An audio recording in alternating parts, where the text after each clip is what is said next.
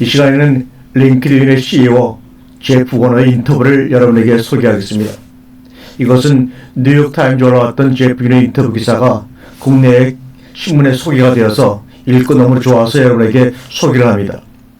링크드인은 지속적으로 성과를 내고 있는 좋은 회사인데 비해 페이스북, 트위터의 창업자나 임원들에 비하면 주목을 덜 받는 것 같은 CEO지만 정말로 멋진 CEO입니다. 여기저기서 들었던 리더십에 대한 정의와 리더와 매니저에 대한 차이에 대한 이야기, 행복을 추구하기 위해 갖고 있는 규칙, 패턴 인식에 대한 이야기, 커리어에 대한 조언 등이 완결판으로 잘 정리되는 것 같은 느낌을 인터뷰에서 받았기 때문에 여러분에게 소개합니다. 스포츠도 비즈니스도 늘 다음 플레이를 준비해야 한다. 이렇게 얘기를 합니다. 기자가 질문합니다. 리더십은 모든 사람들이 약간씩 다르게 쓰는 단어 같다. 뭐라고 정의할 것인가? 라는 질문에 간단히 말해 리더십은 다른 사람들이 공유하는 목표를 성취하도록 영감을 주는 인스파이어 능력이다. 난 이 중에서 가장 중요한 단어가 인스파이어라고 생각한다고 그는 답하고 있습니다. 리더와 매니저는 다르다. 매니저는 사람들에게 무엇을 해야 하는지를 말하지만 리더는 사람들로 하여금 그 일을 하도록 인스파이어, 영감을 준다고 얘기합니다. 영감을 주는 능력에는 몇 가지 요소가 있습니다. 영감을 주는 일은 비전에서 시작되고 리더가 갖는 비전에 대한 명료함, 궁극적으로 비즈니스, 기업팀, 특정 프로젝트를 어디로 이끌고 갈지를 고민하는 능력을 포함합니다. 또한 당신이 가진 신념에 대한 용기도 중요합니다. 왜냐하면 우리가 하려는 일은 계속 도전을 받기 때문입니다. 비전이 정말 특별할수록 의심하는 사람들이 생기고 이건 안 된다고 말하는 사람들이 많아집니다. 사람들에게 영감을 주기 위해서는 신념은 당신의 정말 깊숙한 곳에서부터 우러나와야 합니다. 마지막 요소는 이런 비전과 이런 신념에 대해 효과적으로 커뮤니케이션하는 능력이라고 얘기하고 있습니다. 또한 기자가 질문합니다. 당신의 리더십에 대해 배운 가장 중요한 점을 꼽는다면 무엇이라고 말하겠는가라는 질문에 그는 셀 수 없이 많지만 야후에 있었을 때 얘기를 해보겠다고 하면서 입을 엽니다. 제리가 CEO가 되고는 실리콘밸리 커뮤니티로부터 도울 일이 없냐는 콜을 숱하게 받았다고 합니다. 모두가 제리 그리고 야후의 뿌리였고 그중 한 명이 스티븐 잡스였습니다.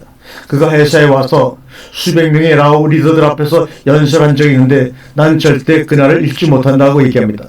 그는 그 연설에서 그가 애플을 떠났다가 돌아왔을 때 너무 많은 프로젝트와 너무 많은 라인들, 너무 많은 일들이 진행되고 있었다고 말합니다. 그리고 그는 우선순위에 따라 팀의 초점을 맞추기 시작했다고 합니다. 우선순위 매기기는 간단하게 들리지만 제대로 된 우선순위는 특히 회사의 포트폴리오에 있어서 매우 대답하기 힘든 질문에서 시작을 합니다. 만약 당신이 딱 한 가지 일만 할 수 있다면 무엇을 하겠는가? 라는 질문이 있다면 당신은 대답을 합리화할 수도 있고 선택지를 서로 합칠 수도 없습니다. 딱 한 가지뿐입니다. 그리고 나는 그의 신념에 대한 용기와 명료함에 감동을 받았습니다. 이렇게 얘기합니다.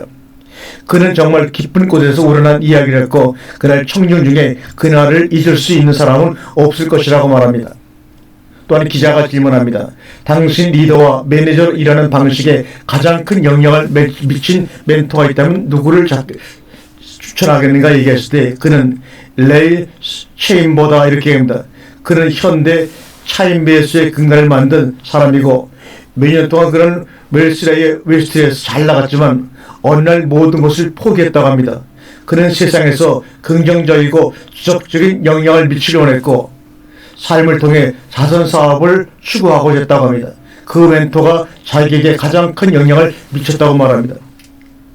그래서 레이가 가르쳐준 많은 것 중에 행복에 관한 5가지 규칙을 그는 얘기했습니다. 첫째, 지금 이 순간을 살아라. 둘째, 판단하는 것보다 사랑하는 것이 낫다. 만나고 있는 사람이 있다면 이게 얼마나 어려운 일인지 알 것이다. 셋째, 거의 불가능에 가까운데 특히 감정적이 되는 순간 자신의 생각에 대해 관찰자가 되라. 넷째, 하루에 적어도 한 가지에 대해서 감사를 하라. 마지막은 다른 사람을 도울 수 있는 기회가 있을 때 도우라. 난 인생에서 이런 분을 알았으니 엄청나게 운이 좋다고 인터뷰에서 말하고 있습니다. 다시 기자가 그에게 질문합니다. 부모에게선 어떤 영향을 받았나. 그러자 그는 내 어머니는 때때로 이상하다 싶을 만큼 엄청 직관적인 분이었다. 어머니가 누구를 만나면 30초 안에 파악이 끝나고 그 사람에게 몇 가지 이야기를 하신다. 그럼 상대방은 그런 걸 어떻게 알 수가 있죠라고 반응하는 것을 자주 봤다는 것입니다. 그러나 그건 육감이 아니었습니다. 많은 패턴 인식이 있었던 거고, 나는 이 패턴 인식이 특히 리더에게 몹시 가치 있는 자산이라고 생각한다고 얘기합니다. 어머니는 특정한 패턴을 보고 사람들의 억양이나 바디랭귀지 등을 주목하고 특정 행동을 인식하고 패턴 인식을 할 줄 아셨던 분이라고 해석합니다. 아버지께는 본능을 믿는 것과 가치의 중요함을 배웠다고 고백합니다. 다시 기자가 그에게 질문합니다. 어렸을 때부터 CEO가 되기를 열망했습니까? 라는 질문에 그는 아닙니다. 그 역할을 맡은 나를 상상한 적조차 없었던 건 아니지만 그 역할을 맡고 싶을 만큼 야심만만하진 않았습니다. 난 아침에 일어나서 난 언젠가 CEO가 될 거라고 단 한 번도 말해본 적이 없다고 얘기합니다. 사실 내가 본 바에 따르면 나는 내가 CEO가 되기를 원한 적이 없었고 특히 공개 거래되는 기업의 CEO가 되고 싶지 않았다고 합니다. 왜? 너무나 그 일이 힘든 일이기 때문에요. 그렇게 대답하자 기자는 그 이유가 무엇이냐고 그에게 다시 되받아 질문했더니 그는 회사의 핵심 가치, 인프라스트럭처, 프로세스, 탤런트, 사람들을 한 방향으로 이끄는 디렉션, 성취하고자 하는 것에 대한 이해 밑에 분명한 토대가 없다면 문제는 어려워진다는 것입니다. 더군다나 회사를 공개했을 때 당신을 벗어난 낼러티브를 허용해야 된다면 사태는 걷잡을 수 없이 된다고 얘기합니다. 그런데 근 10년인가 10년 전에 부모님과 식사를 할 때 아버지가 말씀하시길 넌 언젠가 CEO가 될 거야 하셨다고 합니다. 난 아니요 저는 CEO를 원치 않아요 라고 말했고 아버지는 아니야 넌 그렇게 될 거다 하셨습니다. 난 아버지 제 얘기를 안 들으시는군요. 그렇게 되고 싶지 않다고요. 그리고 말 그대로 우린 말싸움을 시작했습니다. 그러나 결국은 아버지가 옳았습니다. 왜요? 제가 CEO가 되었기 때문입니다. 또다시 기자가 질문합니다. 일할 때 스스로가 반복적으로 쓰는 표현이 있는가? 라는 질문에 그는 물론 첫 번째는 링크드인의 비공식적인 만트라 같은 것인데 내가 맞는 건 아닙니다. 어디서만 읽고 마음에 들어서 쓰겠다고 결정한 것입니다. 딱 두 마디입니다. 다음 프레이. 내가 빌려온 표현을 빌려온 이는 딥크 브루 데이비스의 코치 K다 이 말입니다.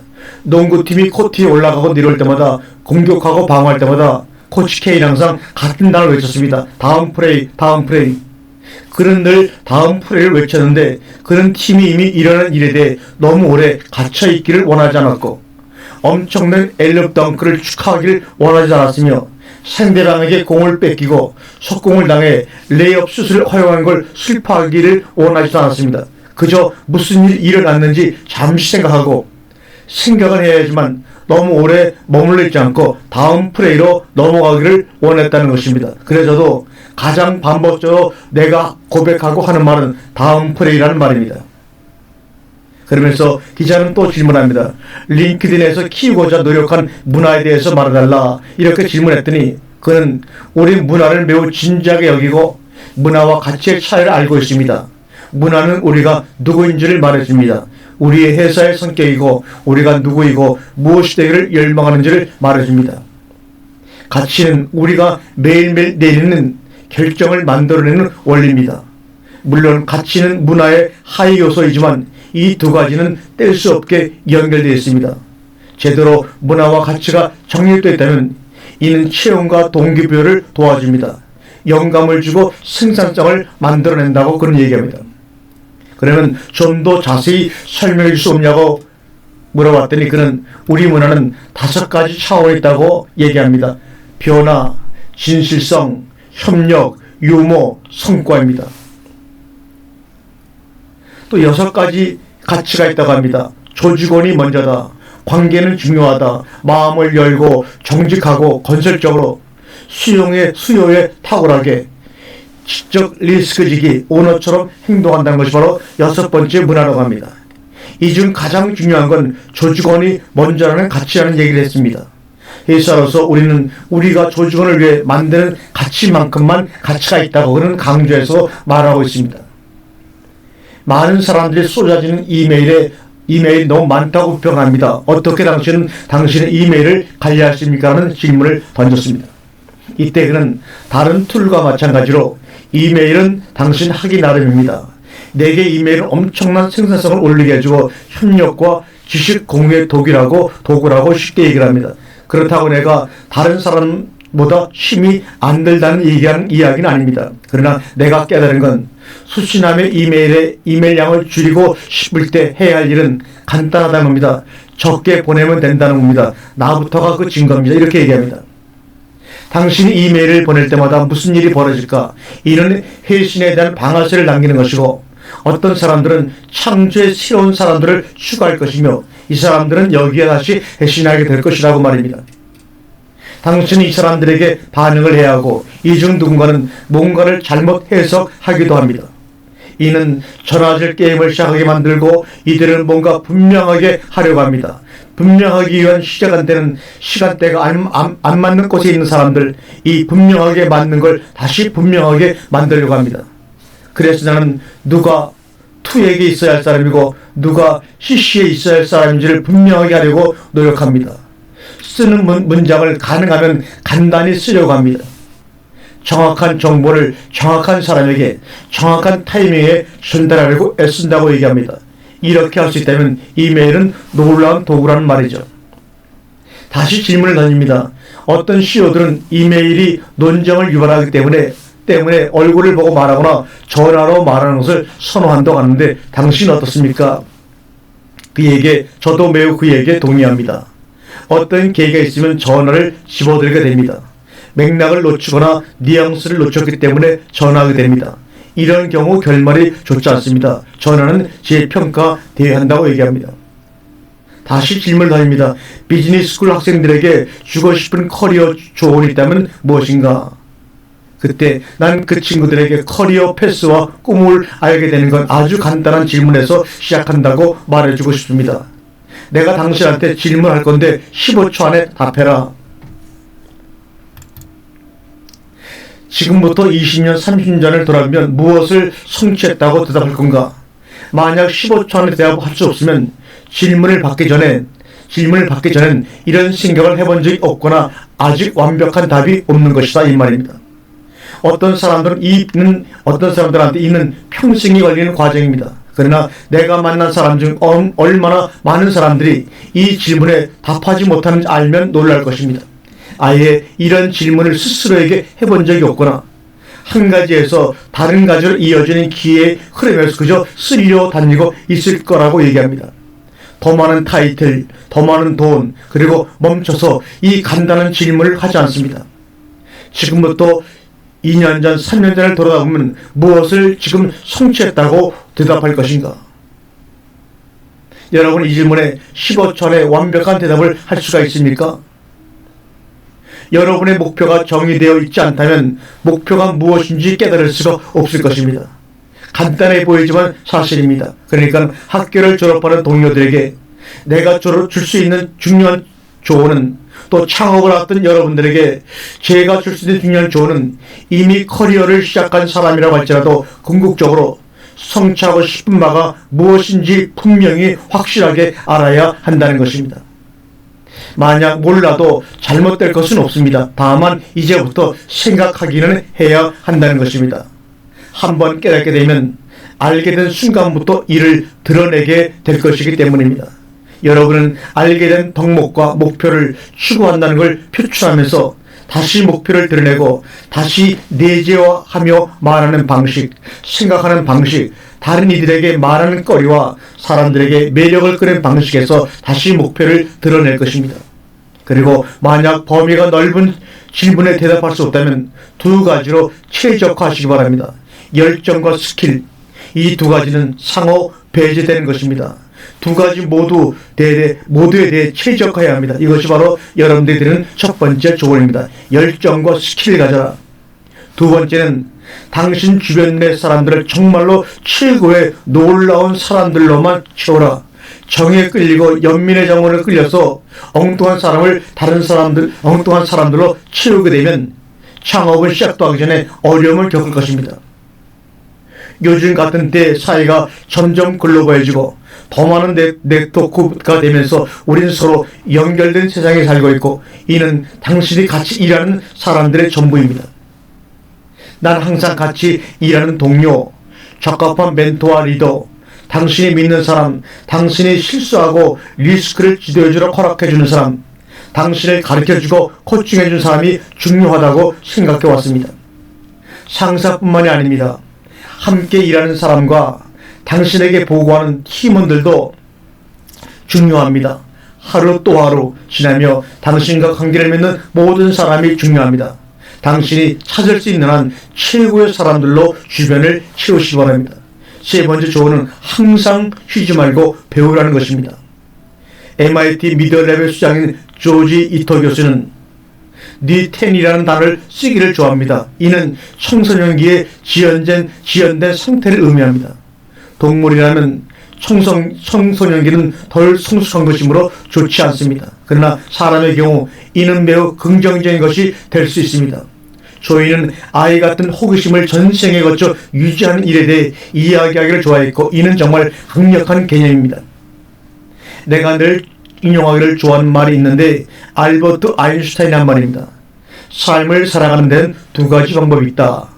마치 아무것도 기적이 아니라는 듯 사는 방법과 모든 것이 기적이라는 듯이 사는 방법, 이 두 가지가 있다고 아인슈타인 박사는 얘기합니다. 저는 후자로 살고 싶고, 즉 모든 것이 기적이라는 듯이 살고 싶고, 당연히 모든 것이 기적인 듯 사는 사람들에게 훨씬 더 매력을 느끼고 교제하기를 원하고 먼저 다가갑니다. 내 일정표를 보면 군데군데 아무 표시 없이 회색으로 칠해진 빈칸들이 있습니다. 이것은 일명 버퍼, 완충지라고 하는데, 완충지 시간대를 오로지 나만의 여유를 갖기 위해 일부러 비워둔 시간입니다. 나는 매일 90분에서 2시간 정도의 범퍼 시간을 갖는데, 그날의 일정에 따라 30분씩 여러 번 나눠 쓰기도 한다고 합니다. 시간을 분단위로 쪼개쓰던 몇 년 전 내 인생을 구제하기 위해 고안해낸 것입니다. 처음엔 버퍼 시간이 사치스럽다고 느꼈습니다. 차라리 그 시간에 미뤄둔 회의 일정을 집어넣거나 급한 업무를 처리하는 게 낫다는 생각도 들었습니다. 그러나 시간이 지날수록 이런 휴식이 내 업무와 회사에 큰 도움이 된다는 사실을 깨닫게 되었습니다. 조직이 커질수록 리더십의 역할도 커지고 달라집니다. 문제 해결은 교육으로, 전술적 행동은 전략적 사고로 진화됩니다. 두 가지 모두 많은 시간을 요구합니다. 회의에 회의를 거듭하는 바쁜 일정 속에서는 이 중요한 진화의 과정을 제대로 관리할 수가 없습니다. 교육을 통해서 한번 보시기 바랍니다. 조직에서 문제가 생기면 경험 없는 아랫사람을 시키니 당신이 직접 나서서 해결하는 편이 빠릅니다. 이는 고기 잡는 방법을 가르치는 대신 고기를 잡아주는 식의 임시 방편으로 장기적으로 조직에 오히려 해야게 되는 것입니다. 조직이 커질수록 풀어야 할 문제는 많아지지만 당신은 그대로 한 명뿐입니다. 부하들에게 문제 해결 방법을 교육해주지 않는다면 조직은 발전할 수가 없습니다.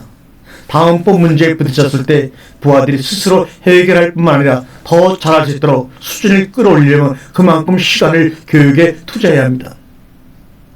전술적 행동에서 전략적 사고로 진화하는 과정도 마찬가지로 중요합니다. 회사가 성장할수록 경쟁은 더 치열해지고 기술 환경은 더 빠른 속도로 변합니다. 다른 모든 것에 앞서 우선 생각해야 할 시간이 과거 어느 때보다 많이 필요해진 것입니다. 회사가 3년이나 5년 후에 어떤 모습일지, 이미 인기 있는 정상에 있는 제품들을 어떻게 개선할지, 아직 만족시키지 못한 고객들의 요구를 어떻게 충족시킬지, 경쟁사들과 어떻게 차별화를 이룰지 같은 것을 생각해야 합니다. 이런 생각들은 방해받지 않는 집중력을 요구합니다. 가설을 세우고 동료와 토론해보고 데이터를 분석하고 시나리오를 짜보는 일은 실로 고된 노역입니다. 쉽게 말해서 시간이 필요합니다. 그리고 시간은 당신이 쥐어짜내지 않는 한 그냥 주어지지 않을 것입니다. 여러분들이 이런 데 시간을 투자하지 않는다면 주변 상황에 영향을 미치기보다 주변 상황에 영향을 받는 일이 점점 잦아지는 것을 깨닫게 될 것입니다. 그제야 전략적 사고 능력을 키우려고 허둥댄다면 결국 더 많은 시간을 할애해야 될 것입니다. 버퍼 시간, 완충대 시간을 둬야 하는 가장 중요한 이유는 우리 모두 한숨을 돌릴 여유가 필요하기 때문입니다. 회사에 도착하는 순간부터 온갖 회의와 약속으로 가득 찬 일상은 하루를 내 하루가 아닌 것처럼 만들어 버리고 말기 때문입니다. 내 삶을 내가 통제할 수 없다는 생각마저 들게 합니다. 이런 생활은 재미없을 뿐만 아니라 지속 가능하지도 않습니다. 해결책은 단순합니다. 일정에 빈칸을 넣으시기 바랍니다. 그 빈칸을 여러분만을 위한 시간으로 집중적으로 사용하시기 바랍니다. 그 시간을 이용해 더 큰 생각을 해보고 업계 최신 뉴스를 단독하고 쌓이는 이메일 더미에서 벗어나 산책을 해보는 것도 좋습니다. 무엇을 하든 당신만을 위한 시간으로 만드는 것이 중요합니다. 매일 규칙적으로 버퍼 시간을 가져야 합니다. 어쩌다 우연히 발생하는 여유 시간은 버퍼 시간이 아닙니다. 의도적으로 일정에 잡아넣는 버퍼 시간은 당신을 향한 최고의 투자이며 최고의 생산성 제고책이 될 것입니다.